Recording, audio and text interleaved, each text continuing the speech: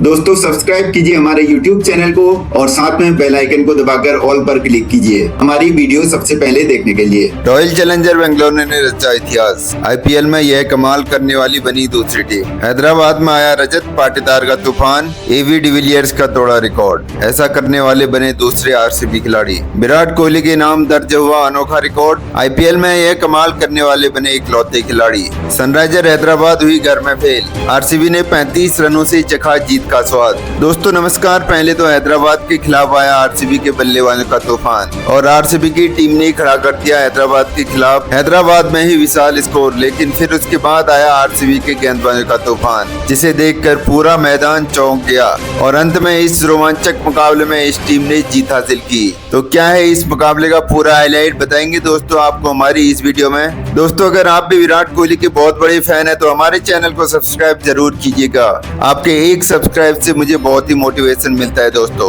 और वीडियो को लाइक करना ना भूलिएगा। दोस्तों आईपीएल 2024 का 41वां मुकाबला आरसीबी और हैदराबाद की टीम के बीच में खेला गया, जहां आरसीबी की टीम ने टॉस जीतकर पहले बल्लेबाजी करने का फैसला किया और पहले बल्लेबाजी करने उतरी। बेंगलुरु की टीम की तरफ से विराट कोहली और कप्तान फाफ डु प्लेसी ने पारी की शुरुआत की और इन दोनों बल्लेबाजों ने आते ही पहले ओवर से शानदार बल्लेबाजी की और आरसीबी की टीम को अच्छी शुरुआत दे दी और दोनों ही बल्लेबाजों के बीच में अच्छी पार्टनरशिप हुई, लेकिन यह दोनों बल्लेबाज पावर प्ले में 50 रनों की पार्टनरशिप को पूरा नहीं कर पाए और 48 रन के स्कोर पर फाफ डु प्लेसी के रूप में आरसीबी की टीम को पहला झटका लगता है। फाफ डु प्लेसी 12 गेंदों पर 25 रनों की ताबड़तोड़ पारी खेलते हुए आउट हो गए। उसके बाद विराट कोहली का साथ निभाने विल जैक्स आते हैं और लग रहा था कि पिछले मैच की तरह विल जैक्स इस मुकाबले में भी शानदार बल्लेबाजी करेंगे। विराट कोहली भी एक छोर पर काफी अच्छी बल्लेबाजी कर रहे थे, लेकिन दूसरे छोर पर विल जैक्स स्लो खेल रहे थे और 9 गेंद पर 6 रन बना करके मार्कंडे की गेंद पर बोल्ड हो गए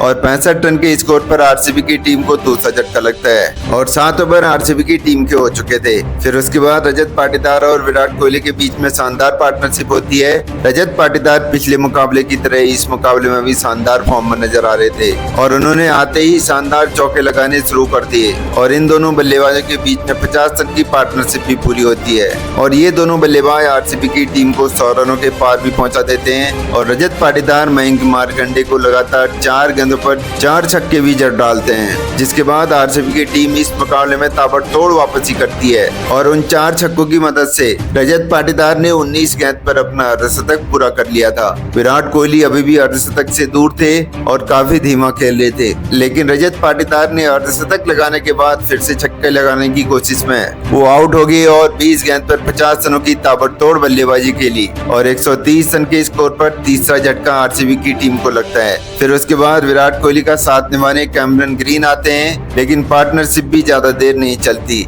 और क्योंकि विराट कोहली चौके नहीं लगा पा रहे थे, जिस वजह से वो 43 गेंद पर 51 रनों की पारी खेल करके आउट हो जाते हैं और 140 रन के स्कोर पर कोहली के रूप में आरसीबी को चौथा झटका लगता है। फिर उसके बाद कैमरन ग्रीन का साथ निभाने महिपाल लोमरोर आते हैं, लेकिन महिपाल लोमरोर भी ज्यादा देर क्रीज पर नहीं टिक पाते हैं और 4 गेंदों पर 7 रन बना करके जयदेव उनादकट का शिकार हो जाते हैं और 161 रन के स्कोर पर आरसीबी को 5वां झटका लगता है। फिर उसके बाद कैमरन ग्रीन का साथ निभाने दिनेश कार्तिक आते हैं। कैमरन ग्रीन हालांकि बाउंड्रीज में डील कर रहे थे, एक छोर से चौके लगा रहे थे और दूसरी छोर पर दिनेश कार्तिक ने भी शानदार 2 चौके लगाए, लेकिन 6 गेंदों पर 11 रन बना करके वो आउट हो गए और अंत में स्वप्निल सिंह ने इस मुकाबले में इम्पैक्ट के तौर पर बल्लेबाजी की और उन्होंने एक छक्का और एक चौका लगाया, लेकिन आखिरी गेंद पर वह आउट हो गए और 6 गेंदों पर 12 रनों की पारी खेली और कैमरन ग्रीन ने 20 गेंद पर 37 रन की नाबाद पारी खेली, जिस वजह से आरसीबी की टीम 20 ओवर में 206 रन 7 विकेट के नुकसान पर बना पाई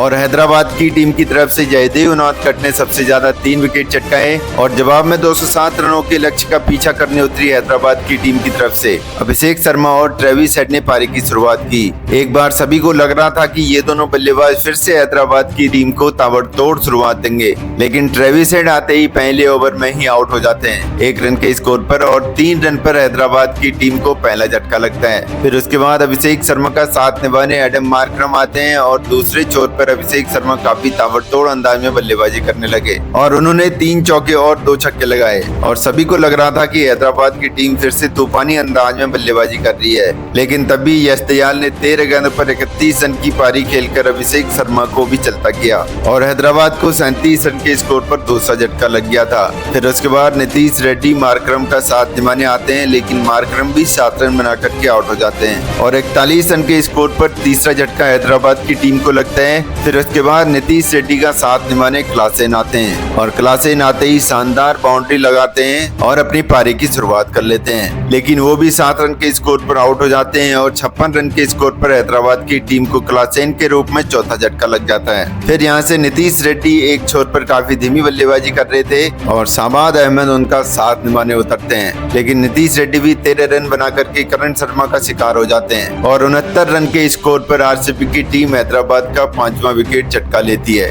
और फिर उसके बाद अब्दुल समद आते हैं, लेकिन वो भी एक बाउंड्री लगा के 10 रन बना करके आउट हो जाते हैं, लेकिन अंत में पैट कमिंस काफी ताबड़तोड़ अंदाज में बल्लेबाजी कर रहे थे और उन्होंने 3 बाउंड्री लगाई और 15 गेंदों पर 31 रनों की ताबड़तोड़ पारी खेलकर वो भी कैमरन ग्रीन का शिकार हो जाते हैं। एक छोर पर शाबाद अहमद काफी धीमी बल्लेबाजी करके डटे हुए थे और स्लो स्ट्राइक रेट से बल्लेबाजी कर रहे थे और उनका साथ निभाने भुवनेश्वर कुमार आते हैं, लेकिन यहाँ से 27 गेंद पर हैदराबाद की टीम को 66 रनों की जरूरत थी और यह दोनों बल्लेबाज जिस तरह से खेल रहे थे उस हिसाब से हैदराबाद की टीम का इस मुकाबले में जीतना नामुमकिन सा लग रहा था और आरसीबी की टीम ने इस मुकाबले में शानदार गेंदबाजी और बल्लेबाजी करके इस मुकाबले में हैदराबाद को हराकर अपनी आईपीएल 2024 की दूसरी जीत दर्ज कर ली है। अब आरसीबी की टीम और टीमों का प्लेऑफ में जाने का बड़ा खतरा बन सकती है। तो दोस्तों, ऐसी ही क्रिकेट से जुड़ी सभी ताजा खबरों के लिए हमारे चैनल को सब्सक्राइब जरूर कीजिएगा।